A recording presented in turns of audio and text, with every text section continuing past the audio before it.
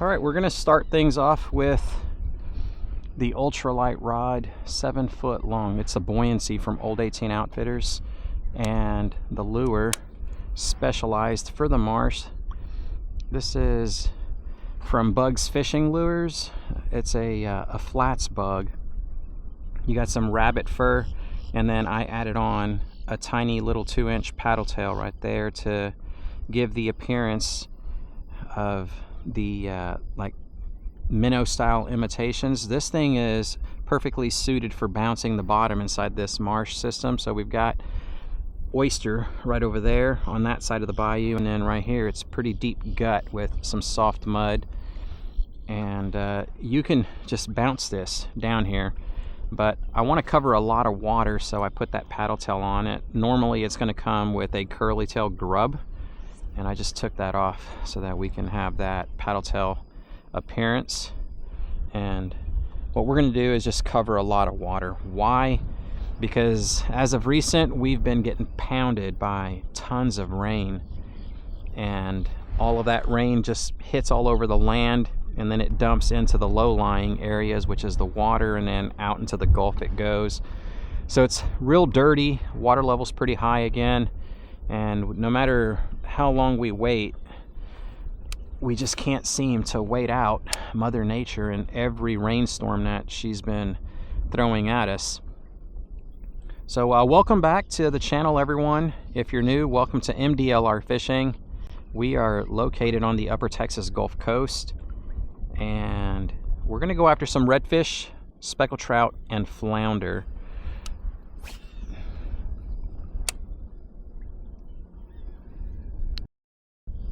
All right, I think we just got hit. Yeah, and I missed him. I'm gonna try that again. Nice little thump right over there. We're just gonna let it fall down. Was gonna swim it, but as I let it drop, I got hit.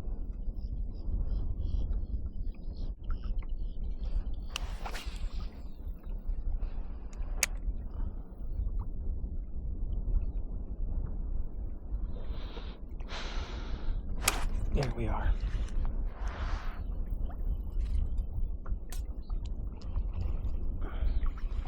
Looks to be a nice trout.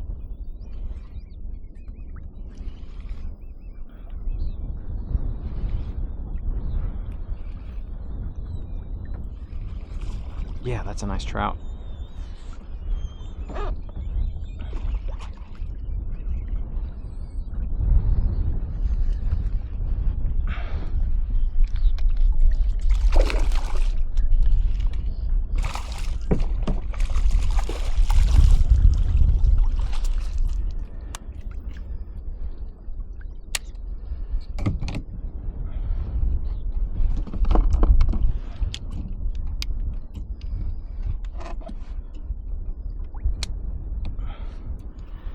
Oh, yes. It's 15 and a half, 16 inches, somewhere around there. Beautiful fella. The paddle tail gets it done. We started with a semi-fast retrieve and then kind of let it drop, and this fella must have been following it, and as he saw it dropped, whacked it and pooped himself. All right, don't poop yourself. Let's make sure that he is legal.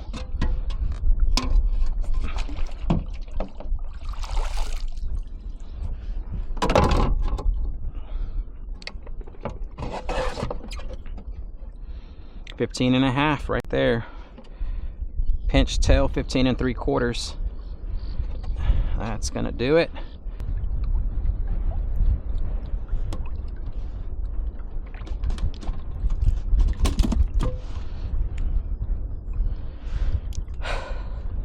There we go. Thanks, buddy.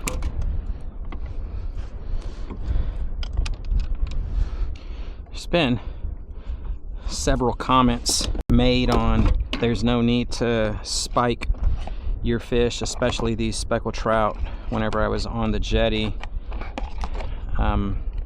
I don't want to insult anybody's intelligence or anything like that, especially those who were asking the questions, because I don't know what the context was that they were actually asking it from. And just to let you know, if you're happening to watch my kayak fishing videos as well, blood starts, as all the bacteria in a fish is going to be in its blood. At least the majority of it, and if you leave it in there, that's what starts the decay process. So when you walk into a fish store, like a fish market, and you have that really pungent fish smell, well, that's decaying fish. That's what I'm trying to mitigate. I don't like it. I don't like that stench. I don't like that smell. I want fresh fish, and it just helps to get rid of that stench, the decay process, and what we end up with is meat that you can leave in your refrigerator if you choose to for approximately 4 or 5 days. The longest that I've left my fish in a Tupperware in the freezer, like my fish fillets, was about, I'm gonna say 6 or 7 days. No, not 7. That's crazy. About 5 to 6 days. And when I opened up the Tupperware, I mean, there was no smell whatsoever. It was just really good fish fillets, and they just last a lot longer. I used to be a snob and say, well, I'm gonna eat my fish the very same day that I catch it. But because I do this process right here, the ePDL, yeah, it just really takes care of that meat. So the remainder of the process is, after he finishes bleeding out, I gut it immediately, and then we throw it on ice. Had to put on another flats bug because I was retying, and long story short, I had to pop the prop drive out of the water, and I had my lure down here, fell out.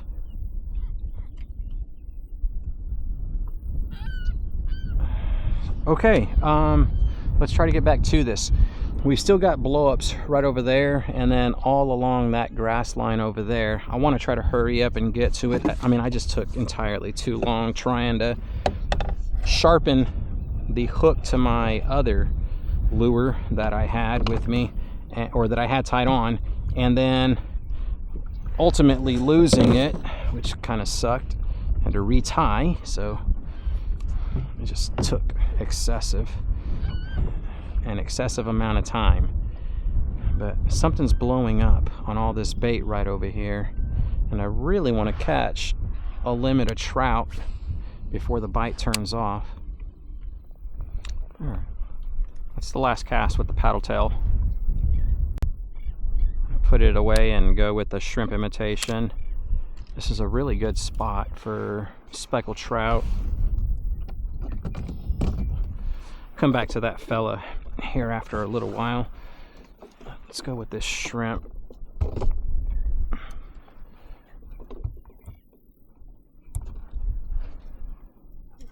Got some little BBs down there that'll clank together whenever I twitch it.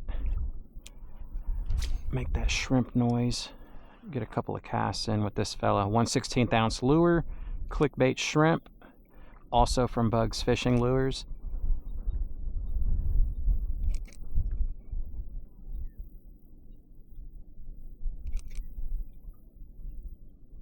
I want to get closer to the grass point.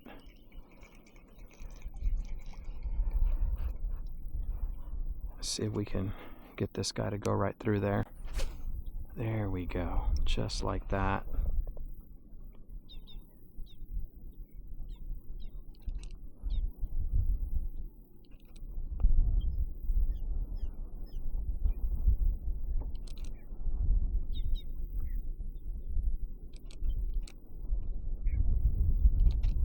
All right, no bites right there.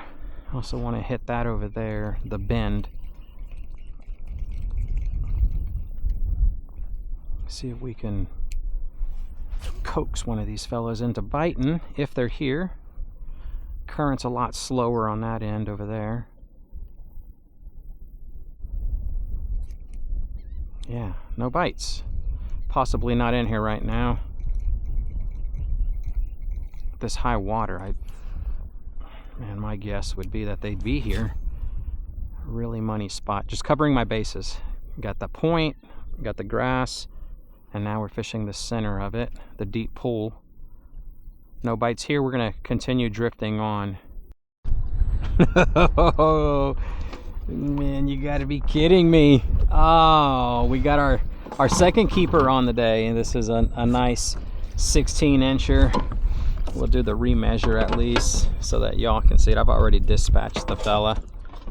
Right there, 16 1/4 with that pinched tail. Got him on that grass point.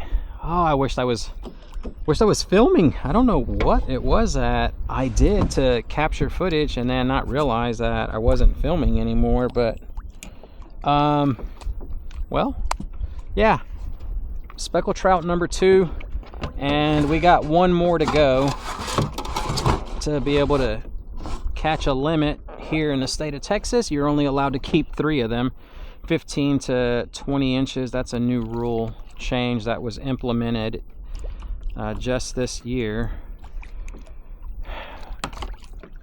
So yeah, you're not going to really go home with much food if you come out here to the coast. Like if you're going to drive a pretty long distance, yeah, I sympathize with y'all not being able to take home quite a bit of meat the way you used to be in years past. But I don't make the rules, just follow them. In case y'all were wondering, I don't know why I'm grabbing the spike, but yeah, if you were wondering, this right here is one of the quickest and most humane ways to put one of them fish down. Just brain spike them, and all the movements that you see afterwards, they're just the nerves. They're firing still, but rest assured, the fella is no longer feeling any pain whenever you do that, and like you slit their gills to drain them of all that blood. All of this stuff, they're no longer feeling pain. One of the best ways to put them out of their misery.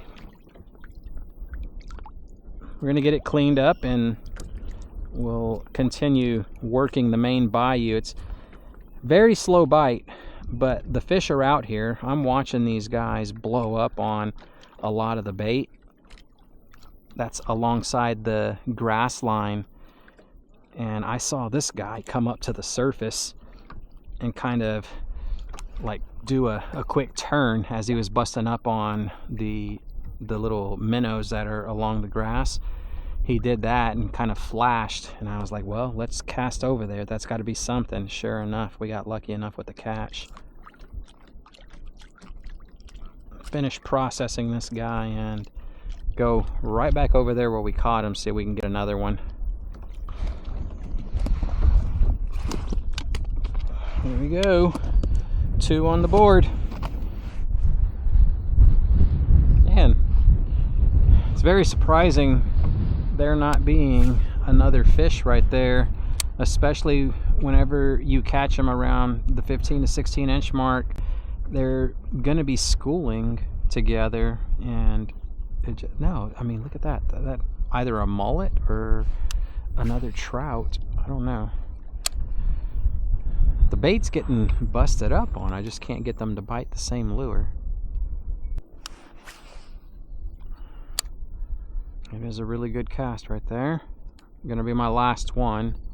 I've already made about 30 or so in a row, and I can't get another fish to bite. I did see some of the bait get spooked and pushed up to the surface right along the grass. Makes me think that there's something there, but I can't get it to bite if it is. Oh, I said that was my last cast. Yeah, I lied. We're gonna go to the other grass point that's over there off in the distance and see if we can pull something from that one. I did get hit earlier today whenever I first started out. So let's see if something else is going to be there, because I'm not getting anything right here. Slow bite, but they are indeed biting today. They're just few and far between right now. Just have some patience and eventually you'll get hit. You just got to keep casting. Just be confident enough in the area that you select to go fishing that they're going to be there. And these high muddy waters after thunderstorms, they will give you some fish. And if you're lucky, then they'll be keepers. All right, let's just see. Can we make it happen? I wonder if it's shallow enough to actually try and anchor ourselves. Yeah. Thank goodness. It's a pain trying to control this kayak in moving water and high winds. Okay, I'm tired.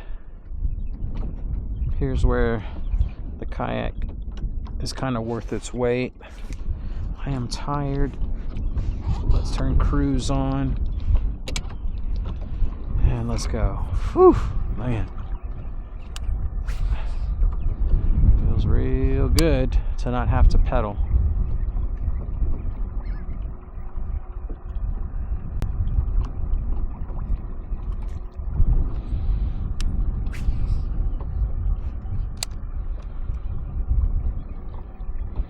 I really thought that I was going to be able to make it happen where we caught our first fish right here at the entrance to the marsh, but I didn't get anything interested in the lure. I did see some of the minnows that are swimming along the grass line come up and go airborne for a quick second as if something was chasing after them. But after several casts and several times that happened, I wasn't able to get hit whatsoever. So what we'll do now is make our way into the intercoastal where the marsh systems that connect to it, as they empty out, that's where I'm gonna fish. Maybe we'll get a little bit cleaner water out there. I seriously doubt it. It's wishful thinking. We got one more fish to catch to have a limit of speckled trout. No redfish, which is very, very odd. I'd love to have been able to tangle up with one of those fellas. And most of all, I honestly thought that we would catch a redfish before we do speckled trout. They're a lot more tolerant of fresh water than trout are. Yeah, sometimes you've got no explanation for what's going on out here.